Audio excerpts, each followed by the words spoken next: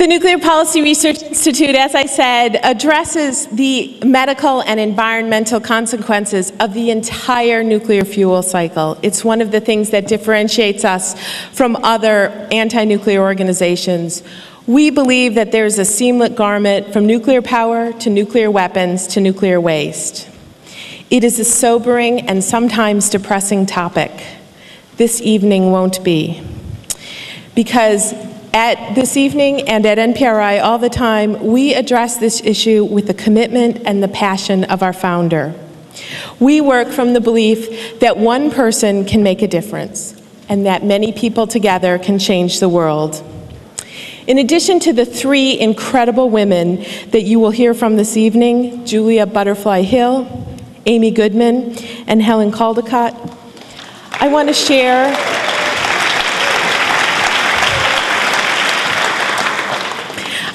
the stories of three men who've made a difference for the Nuclear Policy Research Institute over the past 2 years.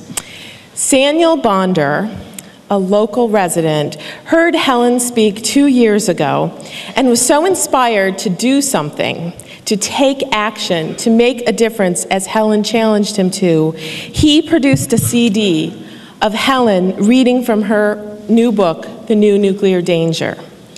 Last year, we distributed 888 copies of the CD. Like, I couldn't lie, I couldn't make 888 up for you. We continue to use them as a powerful educational tool. Samuel Bonder is one person who's made a difference in our lives. Two other men who've made a difference recently for NPRI are Michael Bach and Tom Valens. Tom is here this evening. Michael had a small accident and couldn't join us. But together, the two of them in October of 2004 came to a symposium that the Nuclear Policy Research Institute sponsored entitled Nuclear Power and Children's Health.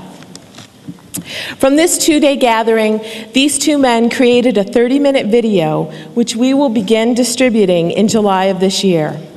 Right now, I have a special and very short preview clip to share with you.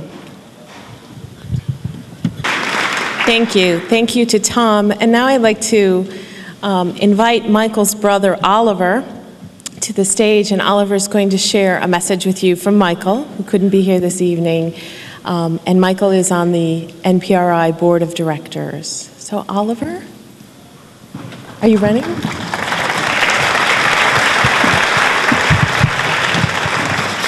Thank you, and welcome, everybody. Michael had a little bicycle accident. I had one very similar about 30 years ago, and he took care of me, so I guess I'm taking care of him. It was a different kind of taking care of, though. Anyway, he had a sort of spiel of philosophy and stuff that he wanted me to try to get across to you, and I can't do that the way he would, so being more or less on the same page as him, I wanted to just say a little bit about how important it is to learn the truth and how important it is to educate ourselves about what is going on in the world. And not being part of this organization but involved in other things similar, what I hope is that maybe one or two of you will walk out of here totally inspired by participating in the nuclear project, trying to get this nonsense out of our lives. But whatever voice grabs you, I hope that you can go out there and find it, take it, and let it lead you forward into a life that can create some change in this world, because it is just a bunch of individuals out there, and we can make a change that will transform the world into where it needs to go. And speaking of doing that, I think our next person up, Julia Butterfly, is the inspiration that many of us love to hear from. So without further ado, I guess we'll hand it over to Julia.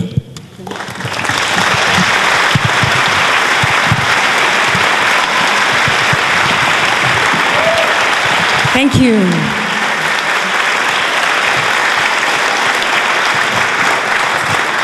I want to begin by thanking you all for the power of choosing to show up. One of the first things we must do in order to contribute and make a difference in the world is to have the courage to show up. Each and every one of us have a million things pulling us in a million different directions in our lives, and yet for some reason, it's different for each and every person, but for some reason you were called to be here tonight. And I honor you for sharing the sacredness of your time and your life with us, with Helen, with Amy, with each other, and with the world, and what is facing our world, both the devastation that's facing our world and the beauty that's facing our world. I also want to begin by acknowledging the first peoples of this place, the Ohlone people, for which the first war here was perpetuated.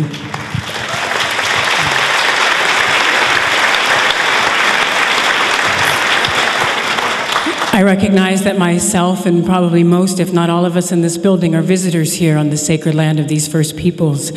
And so part of my prayer and my commitment in tonight is that when we gather together in these ways, we are an actual part of healing that disconnection that's been in our world. I'm here to honor two incredible women, Amy Goodman and Helen Caldicott. Yeah, we can clap for them. And I'm here to try and set the tone of the theme of one person can make the difference. And both of these phenomenal women have showed us not only how one person can make a difference, but how each and every one of us does make a difference. You see, every single time we make a choice, we are setting something into motion in our world that makes a difference. We are all powerful beyond our wildest imaginations, and we need to reclaim that power and recognize that every time we make a choice, we are making a difference.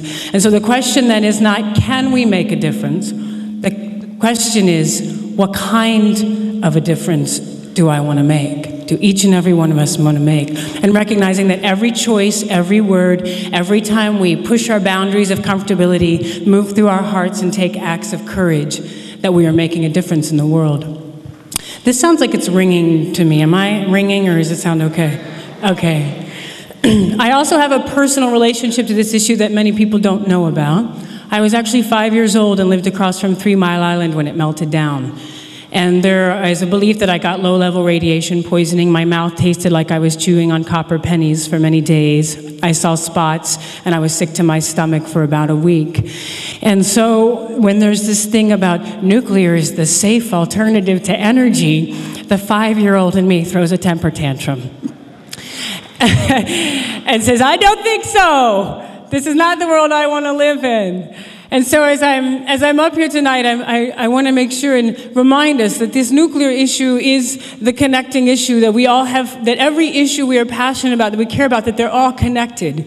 And so from an environmentalist standpoint and a sustainability standpoint, we need to start thinking about how to message this important issue called the nuclear proliferation on our planet. And it can be so overwhelming and intense, we don't even know how to talk about it, that oftentimes we just don't. And so part of my prayer and commitment for tonight is that our time together here and listening to Amy and Helen and watching the movie will give us tools on how to begin messaging in this conversation, getting it back on the table of discussion to say, wait a minute, all these other issues we're dealing with, if we help protect the forest today, what happens if a nuclear bomb goes off tomorrow? What happens as those nuclear power plants are leaking that toxic waste into the streams that are coming from these forests right now? And so that we have to begin to look from our each perspectives, whatever issue we care about and are working on, to start looking at how these issues connect. And in particular with our reason for being here tonight, to start being a stand for it is not okay to poison the people and the planet, yesterday, today, or tomorrow, for energy or as a cost of war. This is an unacceptable cost that we are no longer willing to pay.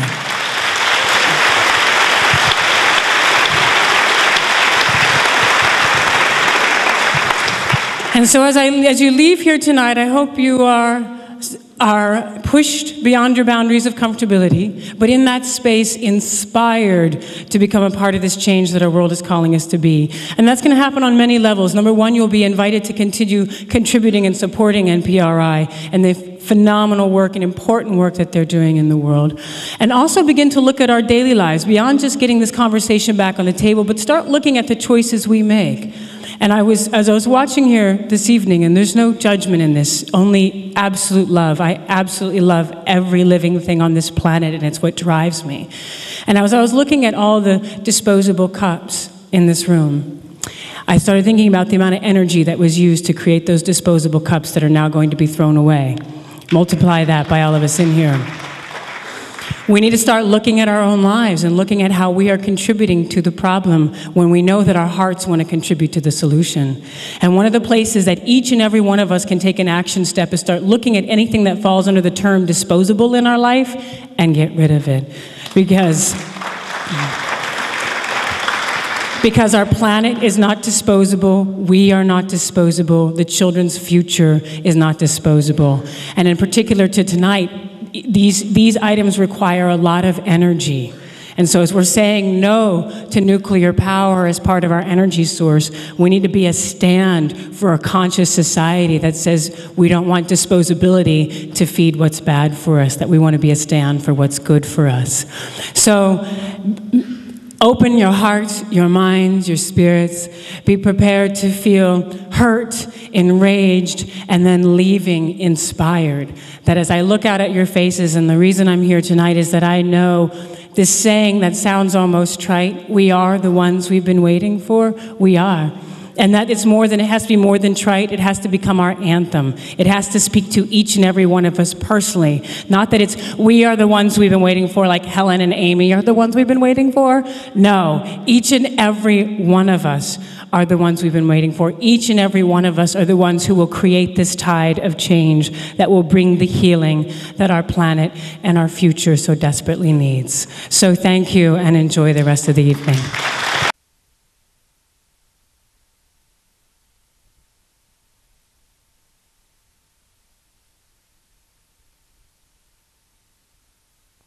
'11 happened and they suddenly started to be interested again, but even then they didn't want the straightforward, wonderful biography of Helen, which is what I wanted to do. So I had to, in a sense, invent conflict for them so they would invest and give them a journey. And I've got to say, this is not Helen's niece's eyes now. This is Helen's niece's eyes 2 years ago. And I was heavily pregnant when I was editing the film, and it got to a point at Rough Cut where Helen said, Anna, this film's going to bury me. You've made me look like an anti-nuclear bag lady. And I agreed with her.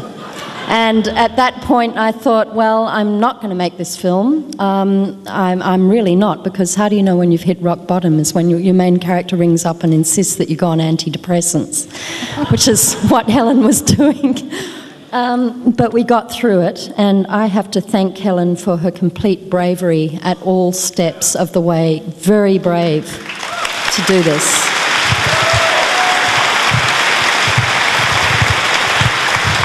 Well, I have to ask, what was it like to have a baby in the middle of this? Well, the baby's my best work ever, Amy, and I had it at the end, and Helen was there for me, and I cried watching it tonight. I cried again. Yeah, the Iraq stuff is devastating, and you were right every step of the way. And I was in there being the rat bag, and I wanted Helen to win, and she did win, and I had to be the rat bag because I was hoping that people, unlike people who are here tonight, people who maybe didn't believe in Helen would watch it, get caught up in the journey and believe in what she's doing. I'm not sure if that's going to happen or not, but that was the hope. Yeah. As we watched you say, Helen, Saddam Hussein doesn't have nuclear weapons. We watch the pundits now say there was no way to know, because all the official sources they said were saying this. The reporters are now saying there was no way to know. Yet there you were, pleading to be on television, to talk about your understanding what was taking place. What are your thoughts now? Well, all the inspectors who inspected Iraq said there were no weapons. I mean, they were saying it for months and maybe a couple of years beforehand. But this White House had decided to go into Iraq, and if you read the Project for a New American Sanctuary, written in 1998 by Rumsfeld et al., which is the new Mein Kampf, they were going into Iraq. And Wolfowitz, who is now the head of the World Bank, for God's sake, was the architect of this, and they've killed over 100,000 innocent people. How dare they? And you know what? It's being done with your money in your name. And they're still doing it, the slaughtering with cluster bombs and uranium weapons. That's a nuclear war there. The incidence of severe congenital anomalies is now up at 12 times normal. And the incidence of cancer in children, because they're so radiosensitive, is 12 times normal. No, it's 7 actually, sorry, I retract that, 7. You remember Germany? You remember the cattle trucks? No one knew what was in them. The smoke coming out of the chimneys? We didn't know what it was. You do. You can't sip your lattes and pretend this is not being done in your name by evil, evil criminals, one of who has been made the head of the World Bank.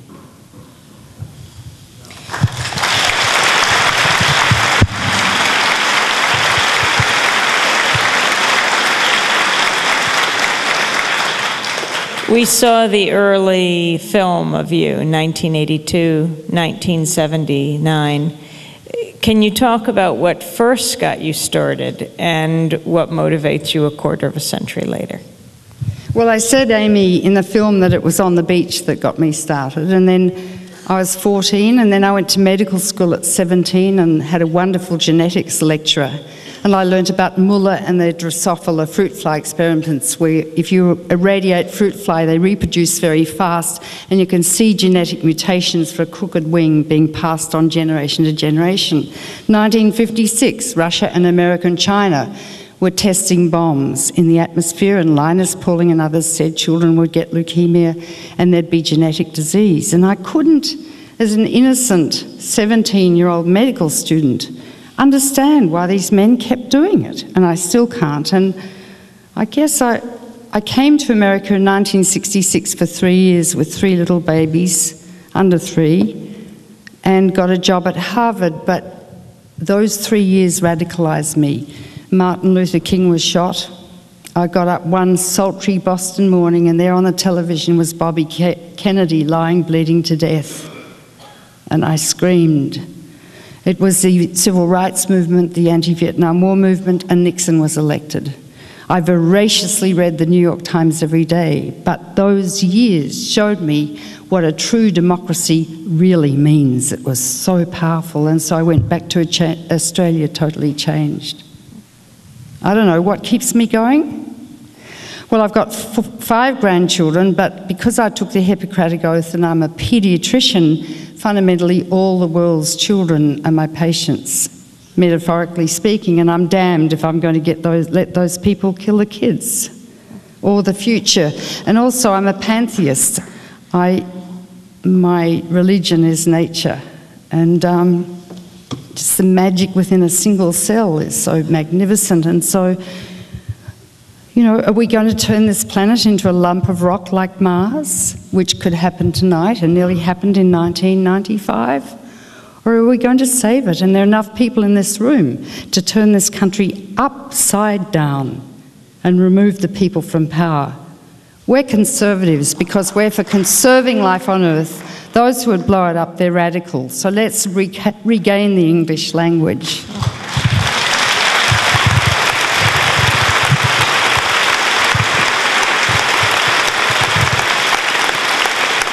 You go back and forth between Australia and the United States. Is there a difference in understanding and activism between Australians and people here? Well, we've got a terrible Prime Minister at the moment. I mean, he's right in the pocket of George Bush, so I'm embarrassed to be Australian. I guess are you, Anna? I'm not Australian. I reject it. I'm not Australian. Yeah. Australians are interesting. They're very cynical and sceptical, and they don't like tall poppies. That's someone who stands up and says, I can fix things. So especially women who are postmenopausal, they don't like that. And so they kneecap you, and so I'm not taken seriously at all at home. But here, I don't know, somehow these American people are lovely people, and they really want to do the right thing. And I feel more at home here politically, far more than in Australia. Yeah. And I noticed filming Helen in both Australia and America, she was accorded a hell of a lot more respect in America. In Australia, it was all too easy to just sideline her. Australians don't have respect for older women, and they do in America. So that was refreshing. Even amongst her enemies, it was still Dr. Caldicott, this and that. Anna, what was it like to grow up with Helen as your aunt?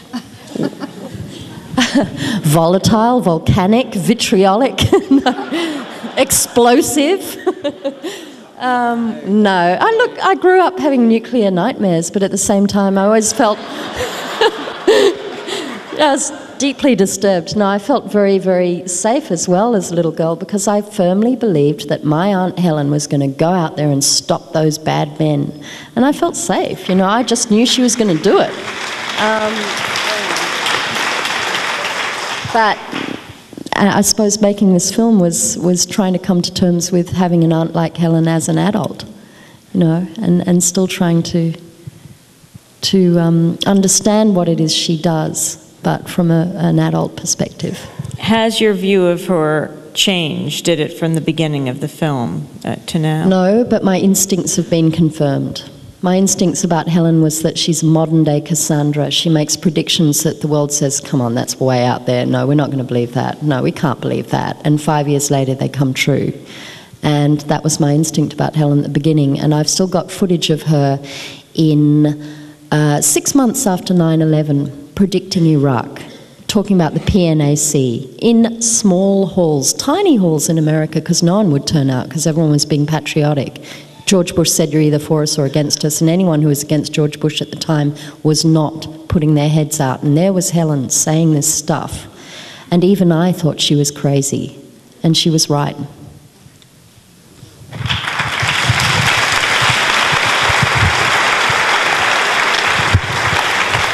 So can you talk about NPRI? Can you talk about what you're doing with your organization right now? Yeah, but first, Amy, I want to thank you.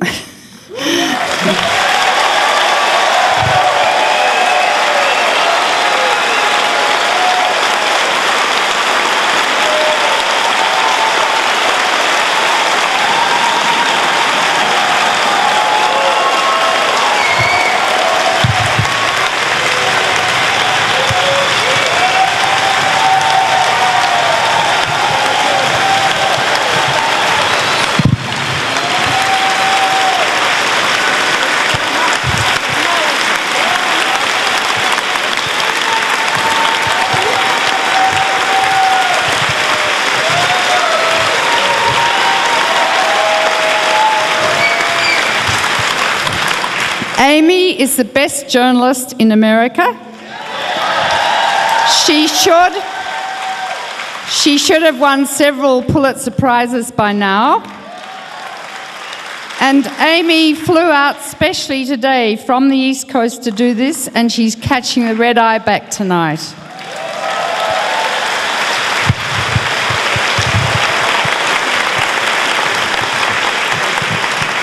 She's helping to save the world. Yeah. Are you avoiding the question, Helen? What did you say? NPRI? Yes. If you could talk about your organization. You're struggling to put it together through this film, but now it's 2 years later. Yeah. So the modus operandi is treetops, not grassroots. In other words, if we can do what Frank Gaffney does in the Heritage Foundation that spends $29 million a year on the media, and as Charles says, the right's debating with the far right, we can educate millions and millions of people. 3 minutes on Good Morning America, say a couple of things like, every town and city with a population of 50,000 is targeted with at least one bomb right now. That the Federal Emergency Management Agency says New York is targeted with 40 hydrogen bombs from Russia. I've got a Russian calling me desperately, who was a colonel in the missile silo, saying, Helen, we're scared we're going to blow you all up by accident because their early warning system's failing. They keep making mistakes. The Chechens could get into their command centres. He's terrified. He wants me to set up a conference in Washington with the top people from both sides in their command centres. So It couldn't be more urgent, and we have to get to the people through the media because that's the most efficient way to do it. So what we've done is had 3 symposia. The first one was on the medical effects of depleted uranium weapons at the New York Academy of Medicine, which was, and you can go to our website and download that. It's fantastic from a biological perspective. There are 5 ways uranium can cause cancer. Very interesting. The next one was called 3 Minutes to Midnight, the Impending Threat of Nuclear War. And it was 2 days where we had generals and Russians and people from both sides debating, from the nuclear weapons labs. Jackie Cabasso in the audience helped me set it up. We got Paul Robinson there, who was the head of Sandia, who now joined Lockheed Martin, and they're about to take over Los Alamos labs. I mean, the whole thing is so rotten through and through. But it was interesting because we had people from both sides debating each other with tremendous respect, and the audience can watch both sides. And I asked Robert McNamara to open it. He said no, he wouldn't, because he didn't know enough. Well, blimey, I get there and there he is in the front row, and he stayed the whole time and he took over. Every time somebody said something, he'd stand up and berate them, because he's so passionate now because he thinks we'll blow ourselves up. So he and I are now best buddies, and we write op-ed pieces for the LA Times. He takes me for lunch to the Metropolitan Club, and he's going to speak with me at the New School, and it's good. We're strange bedfellows, but... And then we had another one called Nuclear Power and Children's Health in Chicago, because Chicago is surrounded by 14 old nuclear power plants. If one of those melts down and the wind's blowing towards Chicago, that's Chicago's 9/11. And we've got a film from that Michael made, and lovely Tom, who shot it, is here. And we've got a book of proceedings that will be published shortly, easy to understand, accessible to the public. And then we've just had one, Lamy, this week. Was it this week? Yeah. Called Full Spectrum Dominance on the weaponisation of space. And we had people from both sides again, and it was specifically for the media, for background, and you couldn't come, but we had 51 of the nation's top journalists from the New York Times, Washington Post, CNN, ABC, NBC, UPI, AP, and some foreign journalists. So what we're doing is educating the journalists. And then the next day came the report in the New York Times by Tim Weiner that the White House is going to almost certainly weaponise space, put nuclear weapons up there and orbiting nuclear reactors and the whole thing. Yeah. There's also another front page piece in the New York Times saying that longtime environmentalists, anti-nuclear activists are now saying with the oil crisis that nuclear power is the only, if sad, answer. Your response to that? Nuclear power is a cancer industry. It is. Inside each reactor is as much long-lived radiation as that released by the explosion of 1,000 Hiroshima-sized bombs. In the cooling pools next to the reactors, protected by a roof the same construction as a Kmart roof, is 10 to 30 times as much radiation as in the reactor. So all you need is a little plane like the one that lost its way over Washington the other day, fly that into the cooling pool, and you have something just far worse than Chernobyl. And to have an industry, to boil water by fissioning uranium, which is what you do, to turn on the lights, which will, for the rest of time, produce epidemics of cancer, particularly in children who are so radiosensitive, and genetic disease, is wicked.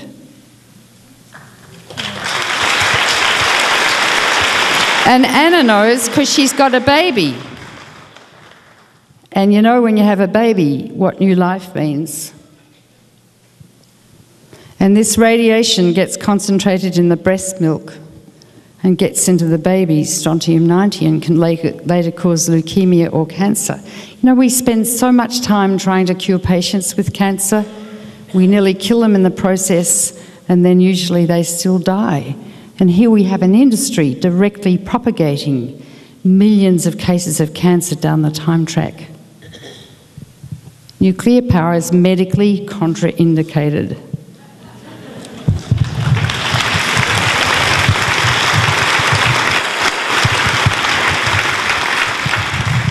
So where do you see this country going now? Well, Amy, I've always been scared of this film to be played in America. I mean, I still am quite terrified when it plays here, pointing to the Washington Monument, you know, calling it missile envy. And that happened because I'd been harassed by some guys as I got up on the stage, and I was very distressed, and I just spoke from my midbrain, which wasn't a good idea. But I can feel a sea change. Look at you tonight. You were clapping and cheering, and I don't know if you would have done that just after 9/11. I think you would have been too nervous, and, well, maybe you would have. Okay. We're in the Castro, we're in San Francisco.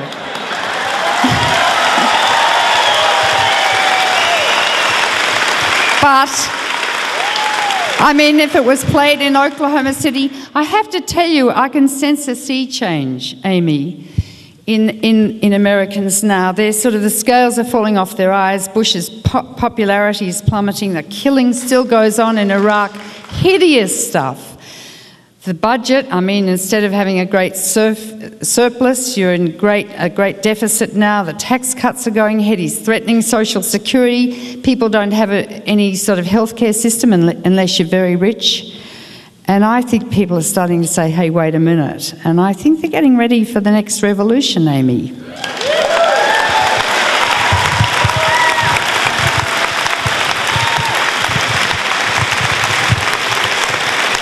Anna, with your baby and with your film, are you holding out more hope now? Do you feel more hope? No, I retain a healthy pessimism. I think we're all doomed. I think we're going to blow up tomorrow. What can you do? Let's get drunk. No, well, what's interesting to me is I interviewed Noam Chomsky for this film. And he was, unfortunately, I interviewed you too, and you and Noam Chomsky, you're in good company because you both hit the cutting room floor because I didn't have room to get you in, unfortunately. And with Professor Chomsky, it was mostly because he didn't say enough about Helen. And I needed him to talk more about Helen. But I said to him, listen, aren't you terribly depressed? Because I am, it all looks very bleak. And he said, no, on the contrary, I'm more optimistic than I've ever been because the Iraq War is the first war in human history where people got out en masse and protested it before it even happened. And he said, this indicates to me that we've moved on from the 60s. Okay, we're not winning yet, but we're a hell of a lot more galvanized and organized and powerful. This indicates to me that the next time they try and do a war, we might even get out there and actually stop it. So he was optimistic, and that was amazing to me.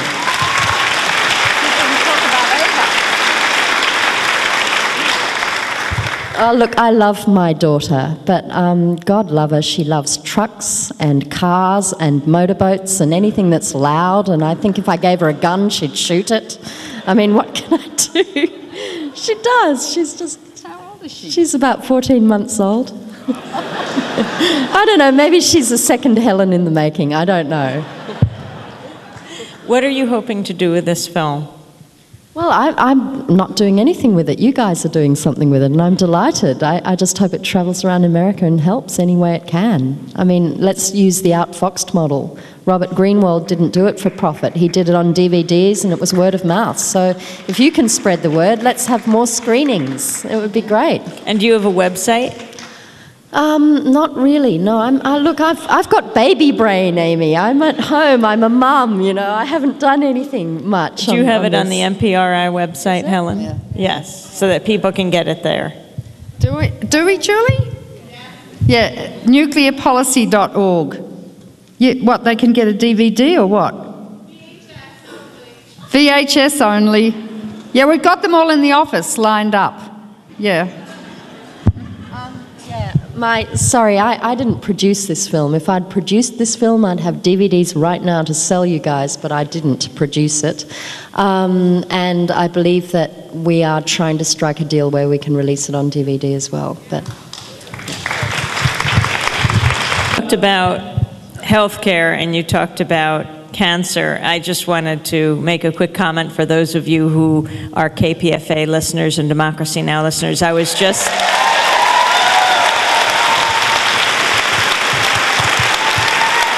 I was just speaking with Damu Smith, for those of you who have heard him on our program, a wonderful activist who started Black Voices for Peace in Washington, and for many years has been there speaking out at all of the various protests and organizing, especially in communities of color. He went to Palestine where he collapsed, and it was in a hospital in Bethlehem that he learned that he had cancer, and he's come back and he is struggling for his life with colon cancer now and being treated at Johns Hopkins. And he has now started a campaign for hope where he talks about healthcare, talks about peace, talks about racism and environmental justice, and I hope that he's in all of your thoughts. He has 4th stage cancer, but he definitely thinks he can beat it. And I just wanted to, as I was just talking with him, just let you know about that, because I think there's a lot that people can do just in their thoughts and prayers and in their activism. He focuses now on healthcare and focuses on world peace. And it was amazing to hear how hopeful he is. But that brings us back to you, Helen, with your indomitable optimism. It's absolutely astounding. And the angrier you are, the more optimistic I find you. Because that rage has to be fueled by something. And I think that something is hope, that there is possibility there. And you are reaching out for it for all of us.